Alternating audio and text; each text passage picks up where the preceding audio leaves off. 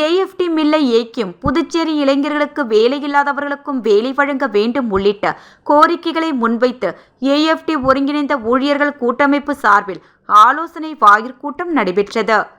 புதுச்சேரியில் சமூக சேவகரும் தொழிலதிபருமான திரு Joe Charles Martin அவர்கள் ஏஎஃப்டி தொழிலாளர்கள் நடத்திய போராட்டத்தில் கலந்து கொண்டு வாழ்த்தி தொழிலாளர்களுக்கு நலத்திட்ட உதவிகளை வழங்கி புதுச்சேரி அரசு தொழிலாளர்களுக்கு வழங்க வேண்டிய அனைத்து நிலுவைத் தொகையையும் சரி செய்து உதவும் நிலையில் ஏஎஃப்டி மில்லை மீண்டும் இயக்கத்தான் தயாராக இருப்பதாக கூறினார்.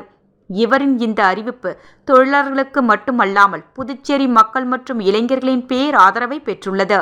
சார்லஸ் நாட்டின் அவர்களுக்கு பல பஞ்சாலைகள் உள்ள நிலையில் அதன் தொழில்நுட்ப அதிகாரிகள் ஏஎஃப்டி மில் பகுதிகளுக்கு அனுப்பி அவைகளை பார்வையிட செய்து அவைகளை எப்படி இயக்க வேண்டும் என்பதுடன் பின்பு இது சம்பந்தமாக ஆளுநரையும் சந்தித்து அதற்கான பணிகளை செய்து வருகிறார். மேலும் இதற்கான நிதிக்கும் ஏற்பாடு செய்துள்ளார்.